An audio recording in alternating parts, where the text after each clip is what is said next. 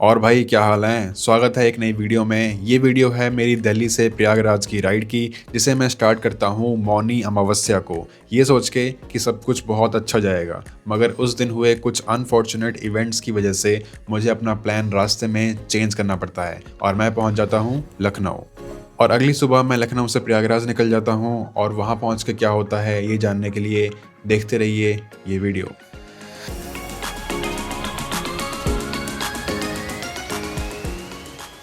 Welcome back to the new video. तो जी मैं रेडी हूँ एक और नई लंबी राइड के लिए, और ये राइड होने वाली है बहुत ज्यादा exciting because this is going to be the longest ride I have done till now. क्योंकि मैं जा रहा हूँ दिल्ली से प्रयागराज महाकुंभ मेले को अटेंड करने, और वो भी मौनी अमावस्या के दिन। और ये रहा अपना सामान, मैं बस रेडी होने ही वाला था। पैकिंग वैकिंग सब हो चुकी है and I will see you on the road.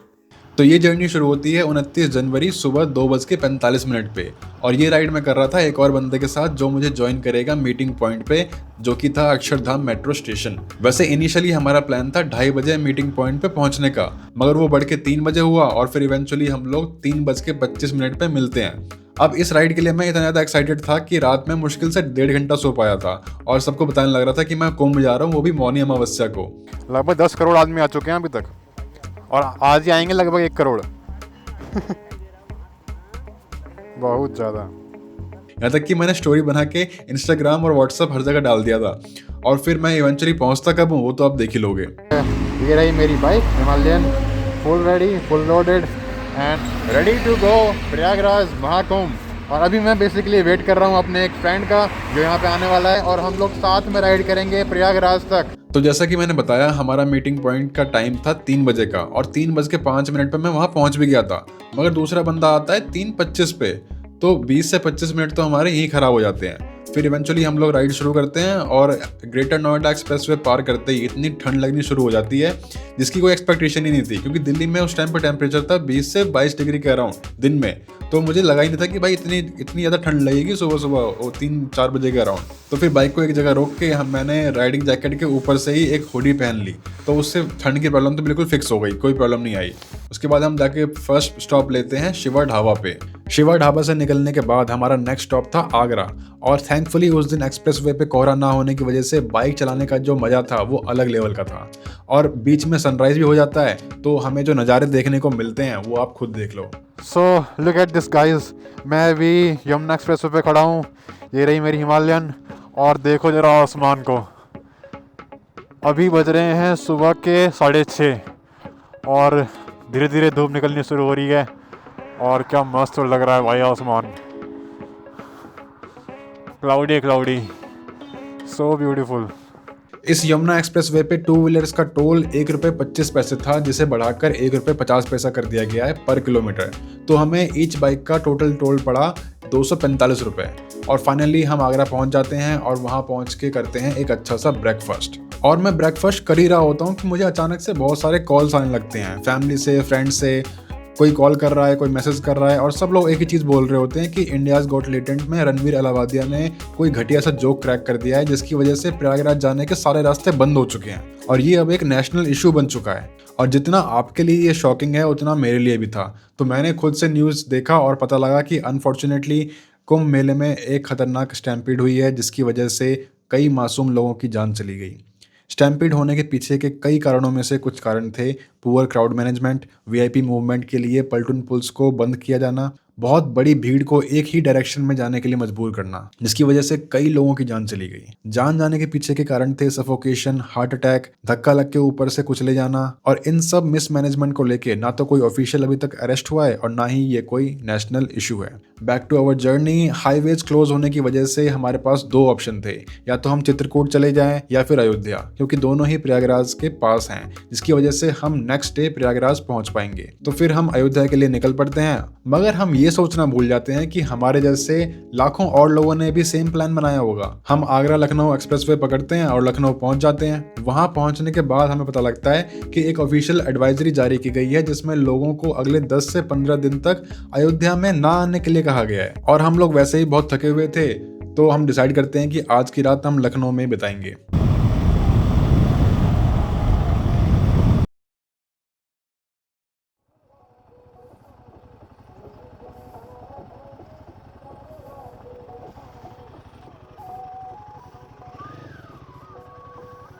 So this was the Silver Key guest house in which we were staying, and right now we are heading towards Prayagraj Mahakumbh. 4 hours, 38 minutes, and 194 kilometers. So let's go.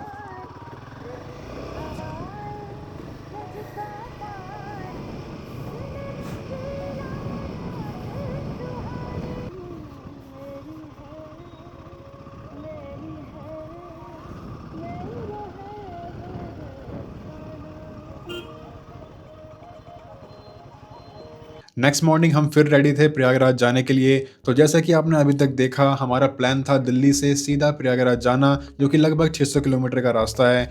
मगर highways बंद होने की वजह से हमें अपना plan change करना पड़ता है और हम डिसाइड करते हैं अयोध्या जाना। और लखनऊ पहुंचने के बाद हमें पता लगता है कि अयोध्या जाना भी पॉसिबल नहीं है। तो हमारा फाइनल प्लान बना दिल्ली से लखनऊ और लखनऊ से प्रयागराज जाने का।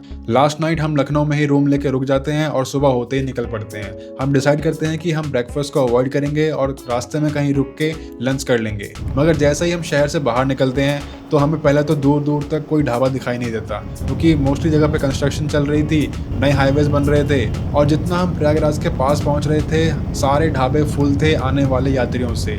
बड़ी मुश्किल से हमें कहीं एक जगह पे 2-3 पराठे खाने को मिलते हैं, जिसके बाद हम सीधा प्रयागराज पहुंच जाते हैं। प्रयागराज पहुंचते ही हमें लाइन से बसेस और गाड़ियां खड़ी हुई दिखाई देती हैं और हमें लगता है कि आज तो हम बहुत लंबे ट्रैफिक जैम में फंसने वाले हैं। मगर थैंकफुली उस दिन किसी भी 4 व्हीलर की एंट्री और एग्जिट अलाउड नहीं होती है और सिर्फ बाइक को लेके ही अंदर और बाहर आ जा सकते थे।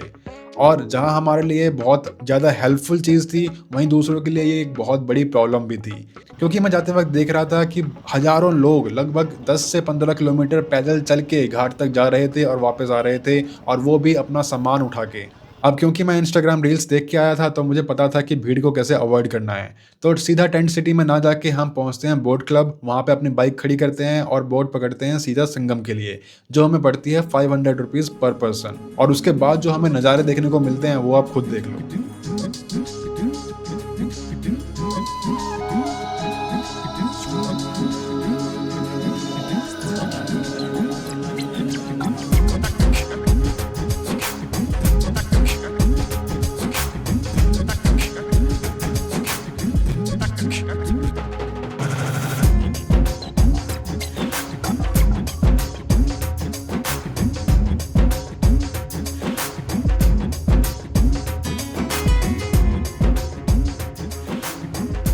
संगम में नहाने के बाद वापस आते वक्त भी मेस्मराइजिंग व्यूज देखने को मिलते हैं और किनारे पे शुरू होता है एक बढ़िया सा लाइट शो।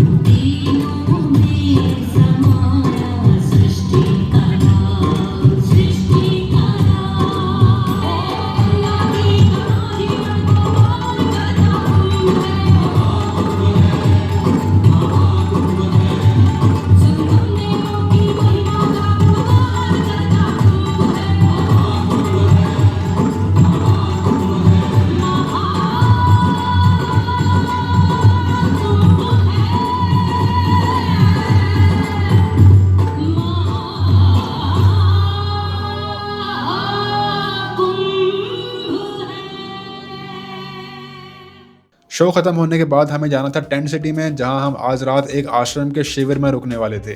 सो यहाँ पे बोट क्लब में आए हुए थे हम लोग। बोट क्लब है ये, और यहाँ पे हमने बोट लेके सीधा गए थे संगम के पास। संगम पे जाके हमने नहाया, स्नान किया और फिर वापस आ गए थे लगभग 5:30 बजे। और उसके बाद यहाँ पे एक लाइट शो हुआ था, बहुत मस्त लाइट शो देख के हम लोग अब वापस जा रहे हैं यहाँ से। दोनों बाइक्स ऑलवेज अगेन पैक हो चुकी हैं और अभी हम जाने के लिए रेडी हैं। So let's go.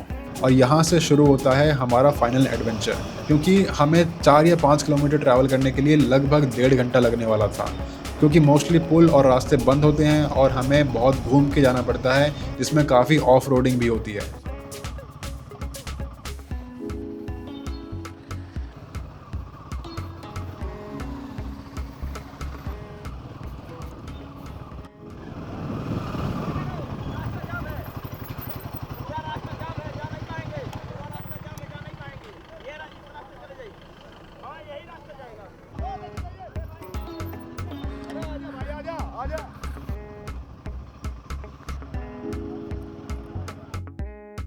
फाइनली हम आश्रम पहुंच के खाना खाते हैं और अपने टेंट में सो जाते हैं। सुबह होते ही हम निकल पड़ते हैं आईआईटी बाबा को ढूंढने के लिए, और सारे अखाड़ों में ढूंढने के बाद भी वो हमें कहीं मिलते नहीं हैं। तो हम फिर अपनी बाइक्स उठाते हैं और निकल पड़ते हैं वापस दिल्ली के लिए।